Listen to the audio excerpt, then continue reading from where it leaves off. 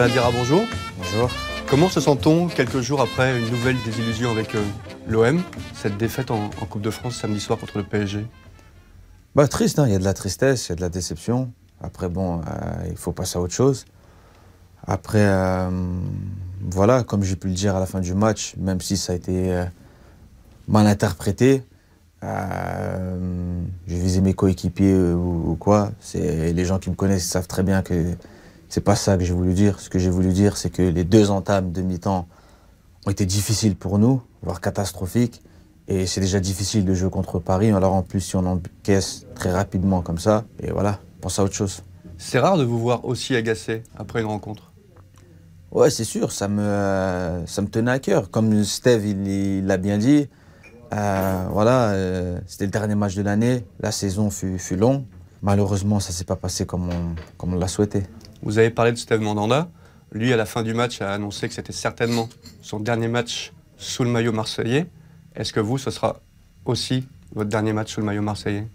Je pense que c'était mon dernier match sous le maillot marseillais.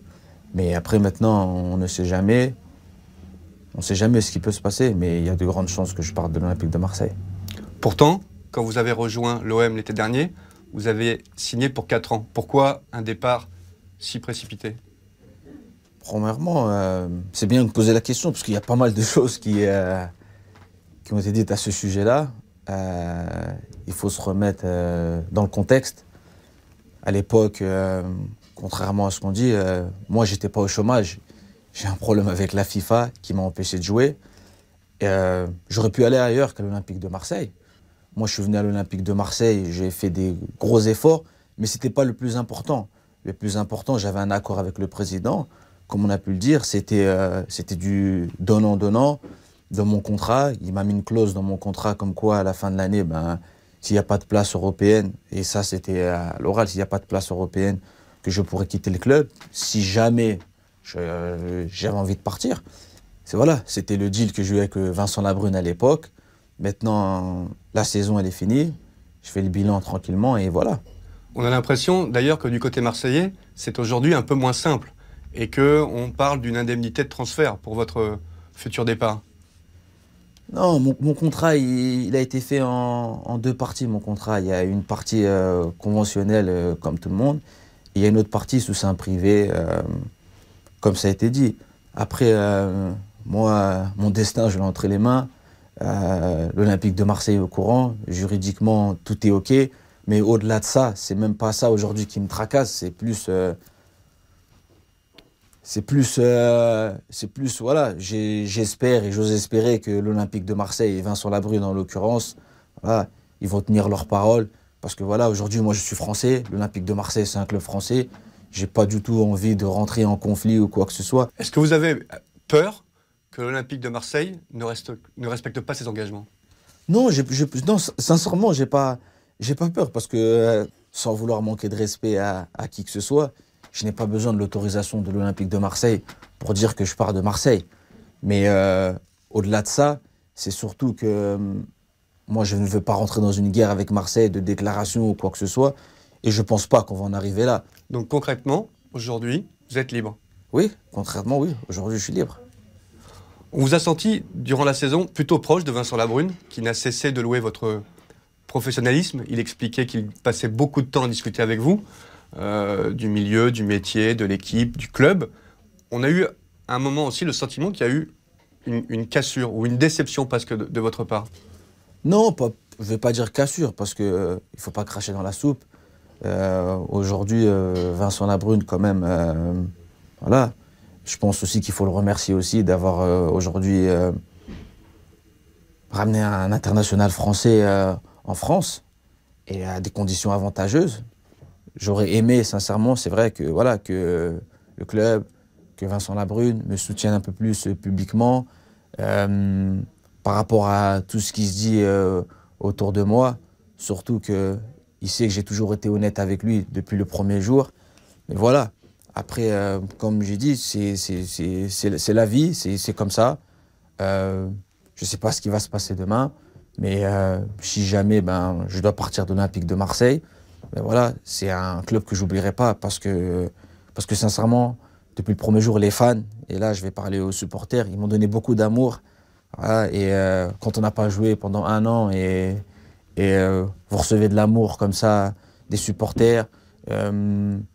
Là, je m'en allais de Marseille, je reçois aussi beaucoup de messages de soutien. Et sincèrement, je les remercie pour ça. Et quoi qu'il arrive, j'oublierai pas ces supporters. Pourquoi avoir déclaré il y a quelques semaines que c'était certainement l'une des saisons les plus complexes de votre carrière, de votre longue carrière? Parce que déjà, j'arrive à Marseille, j'ai pas joué 15 mois.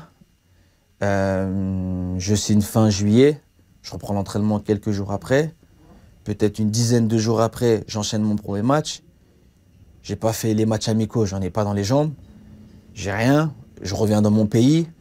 Il y a une attente autour de moi, il est grillé, il n'est pas grillé. 3 entraîneurs en 1 an. Mon procès au TAS, les attentats, ça fait beaucoup quand même. Et à chaque fois, il faut être performant, il faut enchaîner. Je sais ce qu'on attend de moi. Sincèrement, sur tous les plans, ça a été la saison la plus dure. Savez-vous où vous jouerez la saison prochaine? Non, pas encore. On a beaucoup entendu et dit que vous pourriez vous engager au Paris Saint-Germain, qui recherche un joueur de votre profil, une sentinelle. Non, je n'ai pas signé au Paris Saint-Germain là. Donc voilà. Après, aujourd'hui dans le football, il y a des beaux projets qui se montent un peu partout.